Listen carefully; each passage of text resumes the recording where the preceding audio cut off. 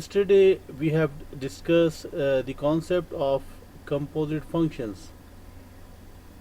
We have discussed the concept of composite functions in detail, and we have solved a lot of questions related to composite functions.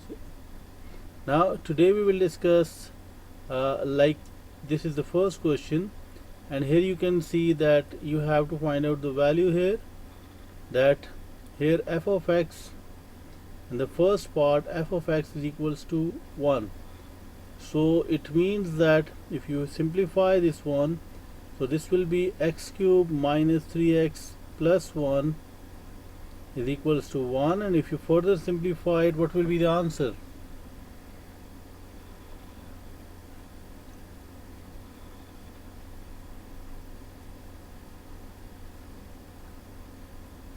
What will be the answer? So here, from here you can see that you can cancel out these two 1.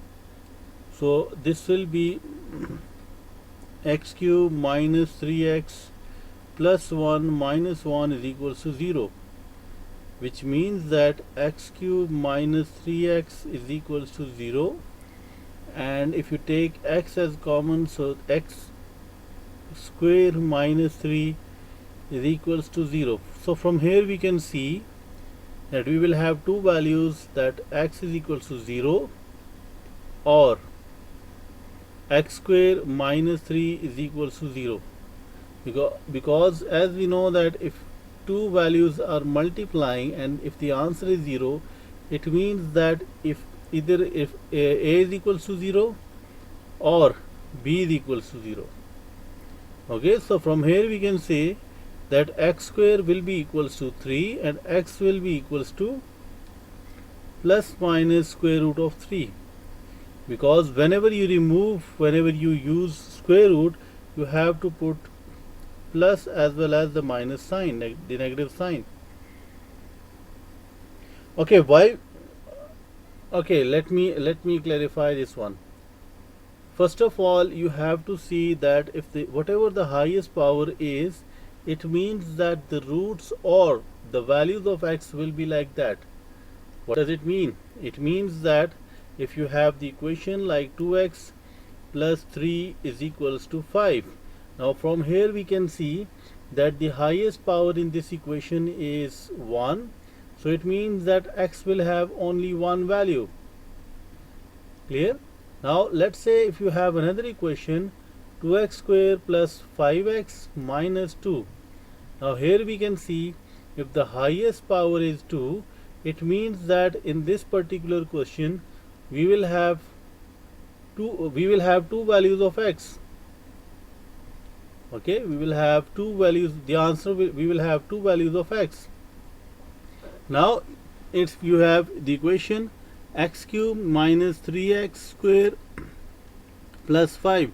Now here you can see that if the highest power is 3, it means that we will have three values of x. It can be any value, because it all depends, the number of solutions will depend on the highest power. Okay, we will have three values of x. Like here you can see in quadratic equation, as the highest power is 2, it means that we will have two solutions of x. Are you clear about this? This is a very basic concept, that the number of solutions will depend on the number of the highest value of x, the highest power of x. Clear? That is why in a quadratic equation we will always have two solutions of x, two values of x, because in quadratic equation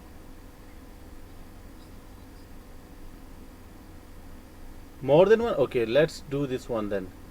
Let's say if you have 2x square, or you can say, let's say x square plus, here it will be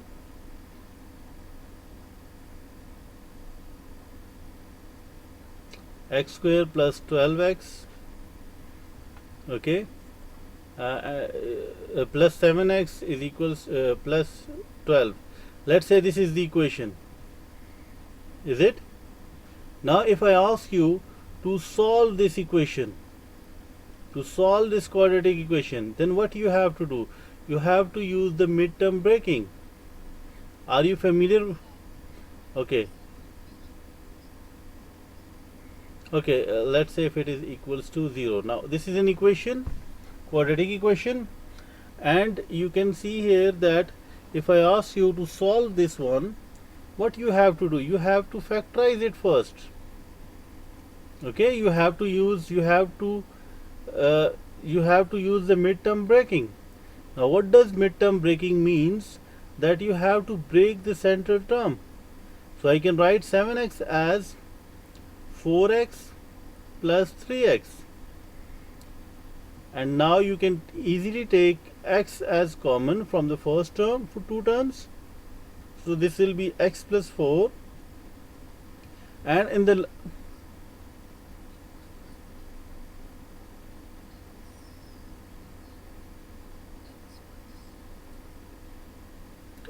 from the first one you want to take x as common, and then this will be x plus 7 plus 12.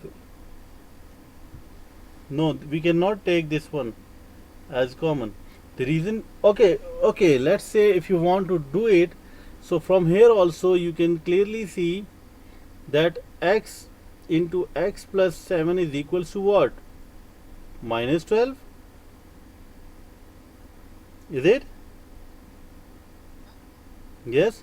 Now from here you can see that x will be equals to minus 12, or x plus 7 will be equals to minus 12, and from it means that x will be equals to minus 12 minus 7, which means that this will be equals to minus 19. So we can see that the one value of x is minus 19 and the other value of x is minus 12. Is it?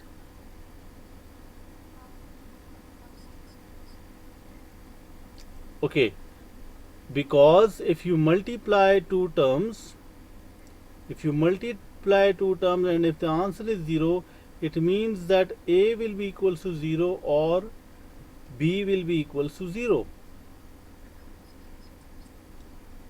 Here you can see that if you multiply x with x plus 7 and the answer is minus, by the way, you cannot do this one, you cannot use this method. Okay, you cannot use this method because for this one you have to use the midterm. If you have three terms, you have to use the midterm breaking.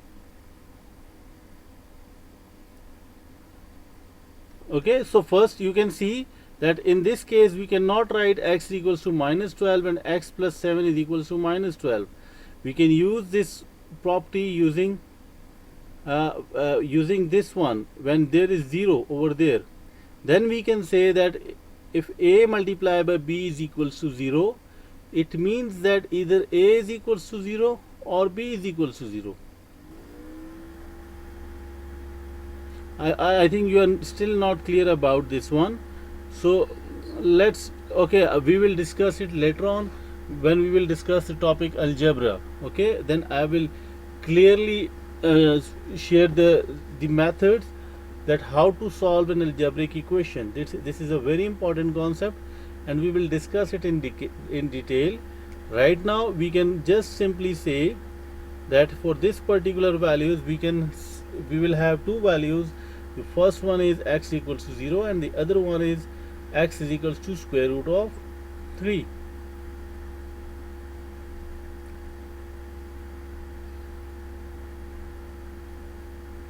Yeah.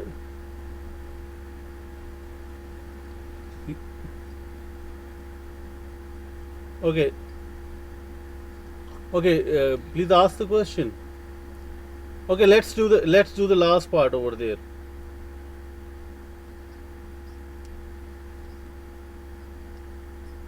Okay, so let's do this one again.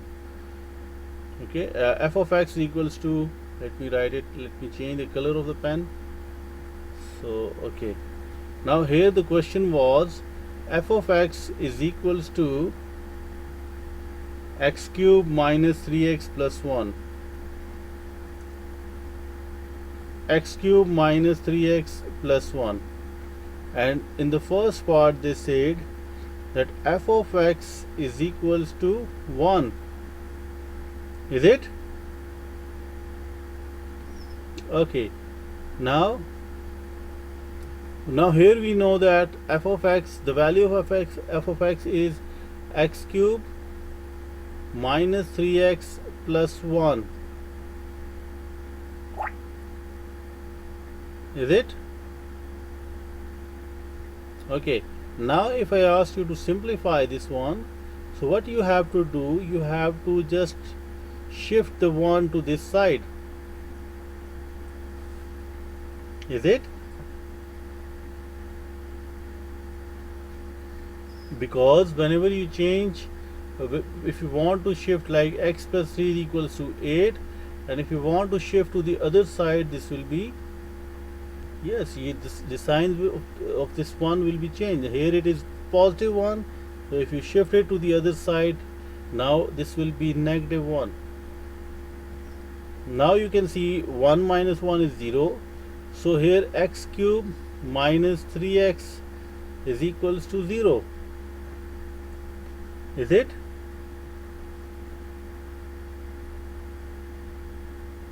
Is it? Are you clear about it, this one?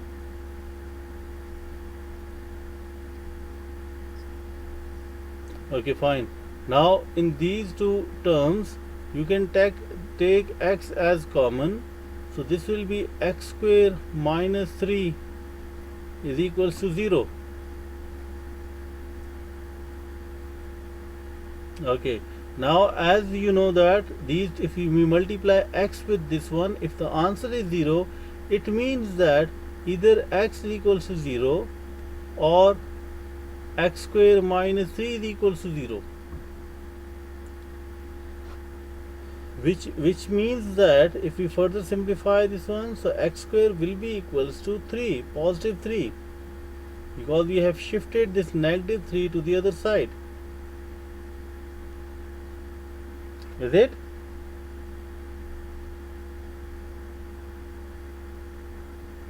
Okay, let me repeat this, the last step. As you can see that x square minus 3 is equals to 0. If I ask you to find the value of x, so this will be equals to 0 plus 3, and which means that x square will be equals to 3.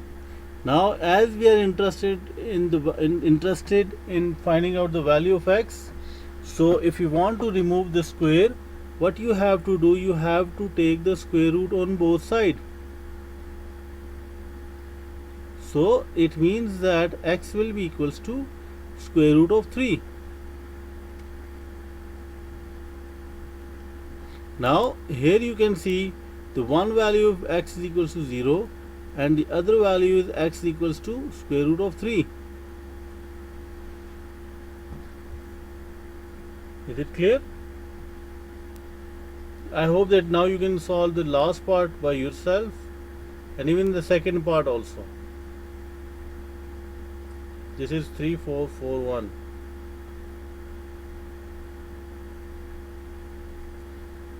Okay, now this is a very interesting question again. Now here you can see 3442. Now here you can see, with the help of this diagram, you have to prove that f of x minus g of x is equals to 0. But before that, first of all you have to find the value of f of x. Sorry, not the value, it will the equation of f of x. You have to find the equation of this one. So how to find the equation? If the previously what we were doing, that the equation was given and we have to sketch the graph. But here we have the graph and we have to find out the equation. Reverse process, you can say. Now how to find the equation? As we can see, these two lines, now this the first one line represent this, the first line represents the f of x, is it, and the second line will represent g of x. Now as we know that these two lines are the straight lines,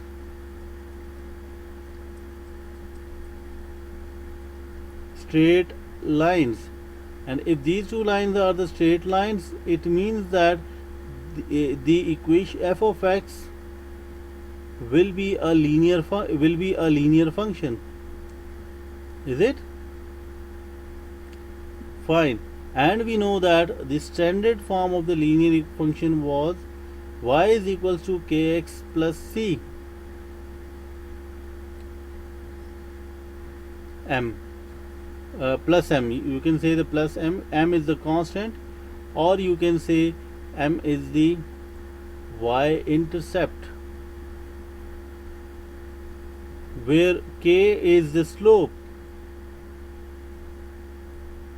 Okay, k is the slope. Now, or the gradient. Now we can see that for f of x, as it intersect at 4, so the value of m will be 4. Let me write over here. For f of x, m will be equals to 4. And now what about the gradient? For gradient we just need 2 points. Let's pick the first point is 0 and 4, and the other point is, let's pick this one. Okay, so this will be, the coordinates of this point will be, on x-axis it's -4, and on y-axis it's 0. Clear? So from here we can easily find out the value of k, or the slope. So this will be, let's say, 0 minus 4 divided by -4 minus 0, which means that k will be equals to 1. Is it? So it means that f of x will be equals to x plus 4. Fine. You're not clear about this one, is it?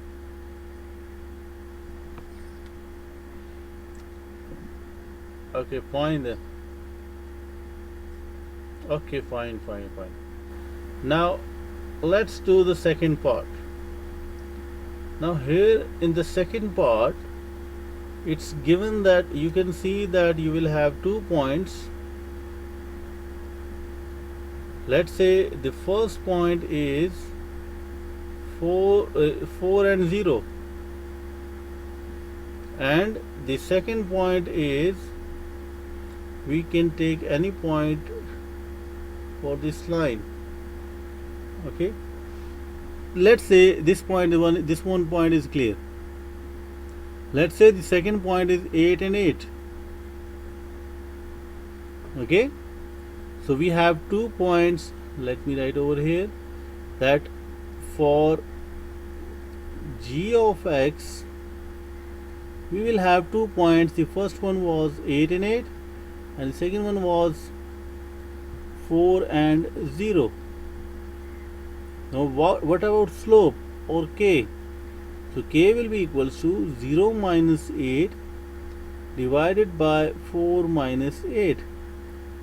So k will be equals to -8 by -4, which means that k will be equals to +2. Is it?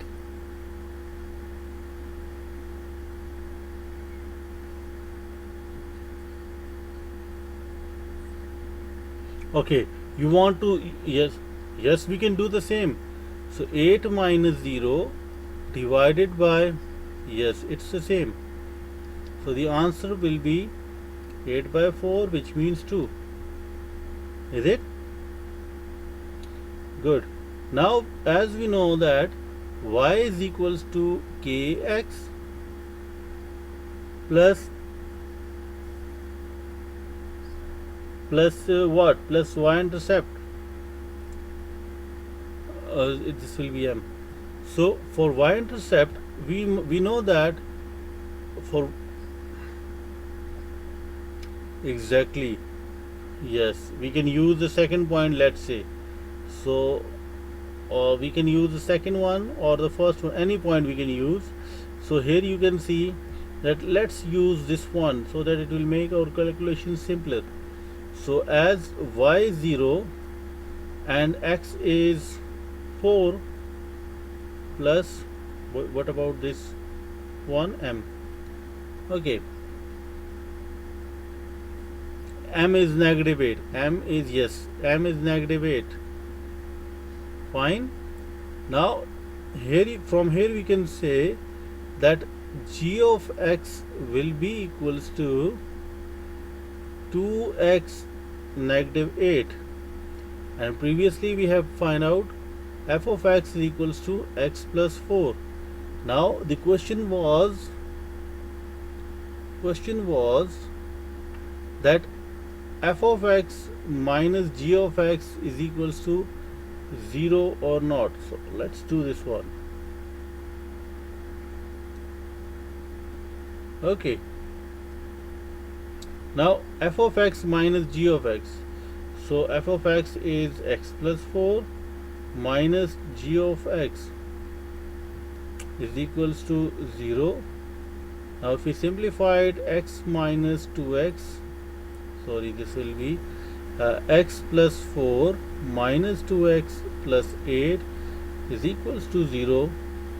So from here we can say minus x plus 12 is equals to 0, and x will be equals to what?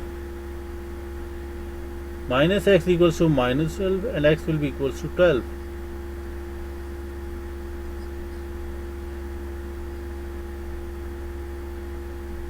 No, it's we can use the bracket over here also, but it will not change this change the signs, or it will not affect the answer.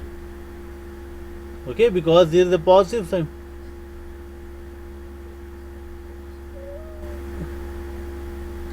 If it is in the bracket,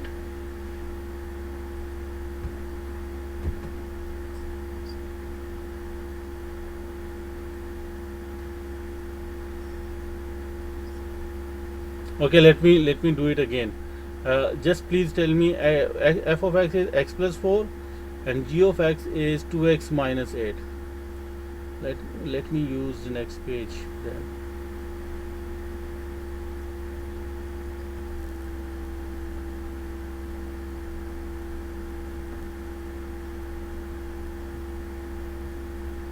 Okay, let me use the first page. Can you please share the first value? F of x is equals to x plus 4 and g of x. Okay, now the question was f of x minus g of x is equals to 0. Now f of x is equals to x plus 4 minus g of x. What is the value of g of x?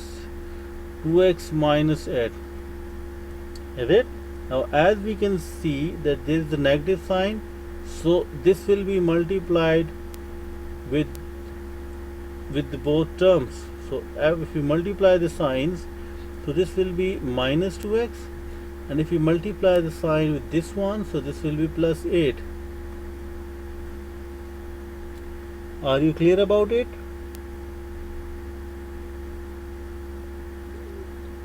No, you are not clear. So if you are not clear, please ask.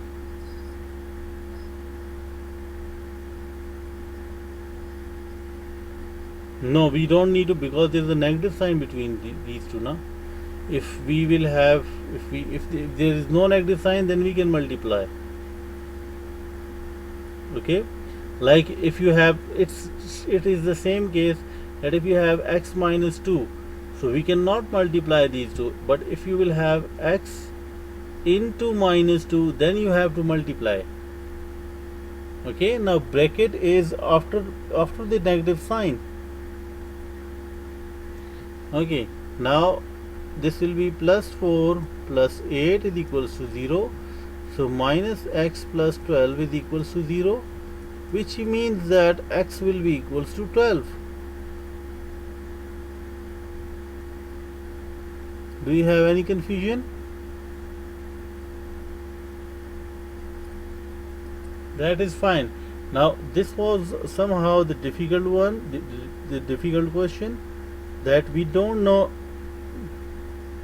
It looks like a difficult one because it's a lengthy one, not the difficult one, because in this,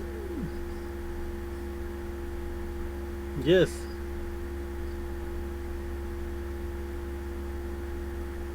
yes, it's a lengthy one because previously we were doing we will have the equation, okay, and we have to draw, we have to sketch the graph, but here you can see the graph is given to us and we have to find out,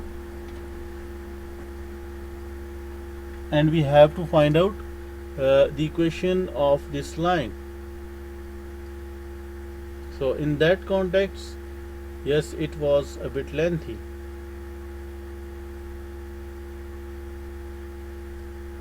Clear? Okay, now if it is clear, then I hope that you can easily attempt the next question.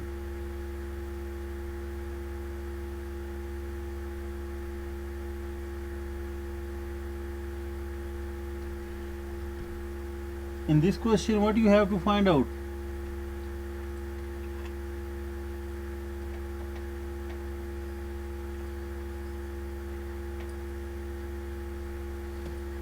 No, I can. I think in this one. Okay, can you please translate this one? What does the first question mean? Definition or given? Is it? So you can see that I can now read that. I can read the Swedish language. So the function is given, and yes, you have to draw the graph, and the value or the range is also given. Okay, you have to put, you will start from 1 and end at 9 because 0 and 10 is not included. Is it? Because of this sign. Okay, so it means that you will have to start from 1 and it will end at 9 because 0 and 10,